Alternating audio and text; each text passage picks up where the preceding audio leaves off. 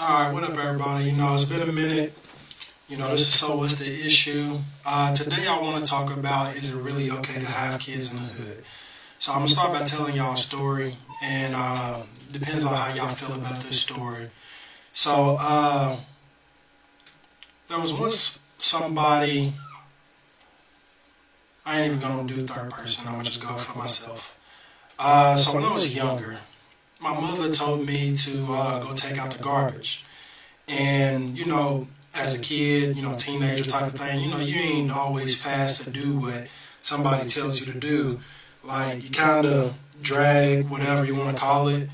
And, I'm sitting there because there's a TV show on. I don't remember if it was The Simpsons or something. Whatever would have been on, like, fresh after school. We was broke. We didn't have the good TV type stuff. But, I'm sitting there watching whatever I was watching. She comes down and she's like, hey, I need you to take out the garbage real quick. So, like I said, I sat there for a second. And, I don't have a specific reason why, like, I didn't get up immediately. But, like I said, it was the show. So, but, like, a minute and a half later, she didn't walked away. And I got up and I walked. I didn't get up. I'm sitting here mixed up, but she goes and she goes back to the room that she was in. So like a minute later, like probably a minute and a half later, all I hear is a whole bunch of boom boom booms. Like it's a lot of like gunshots going off. So I'm like, what the fuck's going on? I mean, what's happening? What's going on? So I'm nervous. I'm looking around. I'm scared. Like what's happening? So I turn around and we had a front facing window, so we could see. We lived in Beach Terrace at the time, so I turn around and I see a car, and I see a car like starting to drive down the street, but they done let off so many shots that it's ridiculous. And I have to like thank God a little bit that I was being a little hard headed. And I took a little bit of time, but my mother, she comes running back to the room because she in the mindset that I didn't already started taking out the trash. She's looking nervous. She's like, "Oh damn, what didn't like? Oh, I hope my son ain't out there still." And like she don't like she's looking for me, but she comes into the living room and she sees me, and you can see the panic in her face, like, "Oh man, I'm happy you didn't go out when I told you to go out." So we lived right by the trash can, so there's a chance that I wouldn't have gotten caught inside of the bullets and all of that stuff, but I think it's a more likely chance that I would have been right there in front of the trash can when the shots started going off. Now, would they have shot? Would they have doubled back around to like wait till I got out the way? I doubt it. I don't know specifically who they were beefing with, and I don't know what the real situation was behind the actual shooting or whatnot like that. But if it was a situation where somebody's brother, cousin, somebody getting shot at, somebody to rob somebody, whatever the situation would be, I would understand a person being like, hey, nah, I'm not doubling back around because I'm not going to give y'all a chance to see me coming the second time around. I'm not saying that's what I would have did because I would have did it all together, but, situation was situation. But just in that little bit of a moment, I almost got caught inside of a situation where I almost got shot. I was in my maybe freshman year, so I was probably about 14, maybe. I can't remember. But at the age of 14, I potentially could have lost my life. And I'm not saying it because I'm complaining. I'm not saying it because it's not normal. I'm not saying it because of I'm just, a blessing or anything like that. But I am saying it to make you think. If you as a mother can't tell your child to go outside and take out the trash at about 3, maybe 4 o'clock in the afternoon, so it's daylight, it ain't like it's dark. Like, if you can't tell your child to take out the trash comfortably without gunshots going off, is it really worth the risk? Because in everyday natural life, you live next door to these people that go and have shootouts, that steal dope, they do a whole bunch of stuff. You live right next door to these people. I live right next door to people for a long time. I don't so much anymore, but I used to be around these type of activities and stuff like that. Do they care about your kid's life? Like, your one decision to have a child while you're not financially able enough not to be in these same neighborhoods with these people, like, is it actually worth you going and have kids if you can't even tell your child to take out the garbage and almost lose your child? Because my mother, in her mind state, really lost her child in that moment. And me and my mother, good in bad terms. We fixed and mended our relationship. We talked, we whatever. But I understand like that when you're young, you make irrational decisions. You make bad decisions. Like, and you're young and love. You just do what you do at that point in time. But we are at a point in time where we have the internet. We have ways to talk to each other. So how can we find a way to talk to each other, talk to these kids, talk to the people that are about to come up and tell them, hey, it's not good for you to have kids at a young age in these neighborhoods. Now, this is personally my thoughts. My thoughts is that you can't have kids in these neighborhoods because they're going to grow up around the dope dealing. Y'all not going to want to take the time out of y'all day to stay with y'all kids 24/7. Actually, from growing up, we promote not being on our kids or around our kids all day. I'm not saying in a good way, but it's like, hey, you need to go out there and stretch your legs. You need to go out there. So we're not out watching what our kids do every day. And I grew up around it. I got into it a little bit. Like, being in our neighborhoods and stuff like that, it's not good for a child coming up. But on the flip side, I will tell you what it's good for. And this is just my personal experience. Everybody doesn't get this. I'm a lot different. The people I'm around are a lot different than natural people raised in these neighborhoods. And I'm not saying that like everybody that grows up in our neighborhood is the worst person in the world. But the positive that I did learn from growing up in our neighborhood is not to trust everybody. Not to be around everybody. Not everybody's your friend. People will use you. Like, this life ain't fair is a big thing that I learned in our neighborhoods. I'll tell you one thing that I really learned at a young age, and it hurt my heart. This is the first time the projects, the hood, ever hurt my heart. Me and my older brother got sent to the store by my father. And he asked us to go get a couple things. He asked to go get some pops from the candy lady. And my father, he was a little bit more secure with his kids. He didn't want his kids going and straying too far from him, basically, for his own personal reasons, whatever you want to call it. But he wanted his kids around him so he could keep his eyes on his kids. But this one particular day, he said, hey, y'all actually can go to the candy store. So we went to the candy lady. We knew where the candy lady was and whatnot. So we walked down and we coming back. So I'm messing with my brother. My brother's messing with me. We joking with each other. And out of nowhere, my brother was, I told my brother, like, hey, I bet you can't beat me in a race type of thing. So he like, man, who? So we 12 at this time. I'll never forget. I was 12 at this time.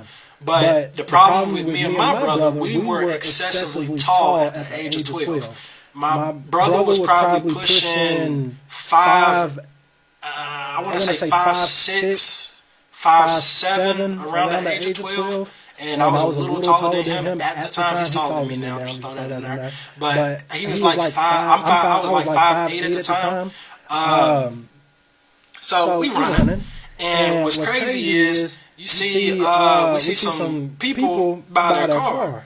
So they see us come around the corner running, and they was like, oh shit, fuck, like, So they grabbing, all they dope, they grabbing their guns. It's like, man, they like, hey dog, what's going on? Hey, like, they trying to figure out if it's the, and that's what they said. They was like, hey, is it the police? Is it some niggas? Like, what's going on? So they in the mind state of like, hey, should we throw the dope and run away from the car, or should we grab the guns? But they were so caught in the moment. They was like, oh man, like which one do we do? Because we don't know which situation it is yet. But me and my brother, we were like, hold on, we gotta slow down and stop running because we are 5'8" and 6 foot, basically 6 foot at the age of 12, and people can't tell from that time that we were kids coming around the corner running. They thinking we other adults or other people of their like peer age, basically, that they were like, oh man, like, you know, we gotta protect ourselves, or we gotta run if it's the police, whatever it is. But I realized as a kid at that moment, like, I can't have the type of fun that a normal kid is able to have at that age, because I'm too tall, I'm black, and I'm in the wrong area to be just running around. Now, it's crazy. Can you imagine really thinking about this? Your kid being too tall or too physically gifted, or just in general, even if we wasn't, you know, 6 foot or even 12 years old, your child can't even run and play with their sibling in a neighborhood and it not be okay. But I learned that you know, you grow a mentality when you're in the projects and stuff like that, and you growing up in the hood. It's like you learn that you can't do everything everywhere, and you know, that gave me lessons for like Walmart. You know, I can't go and jump on everything. You know, these are weird lessons, but these are things that I learned from just small experiences in the hood. So the hood ain't all bad. I don't think the hood experience is all bad, but it is way too much negative for us to be having so many kids in these neighborhoods. And it's crazy that we have 16-year-olds out here having babies, 17, 22. Like, it's too young, too early. And I just want to ask the question, how do we stop people from having kids at such a young age? And I know it's an impossible task, but us being the group that is coming into the taking over, like we are taking over or have taken over. We need to start conversing with each other on actually how to find some type of plan to keep people from having kids at a young age, or, you know, slipping up at such a young age, or teaching people how life works. Because honestly, I had somebody that I would go back and forth with about this topic, and this is the reason why I wanted to bring it up today.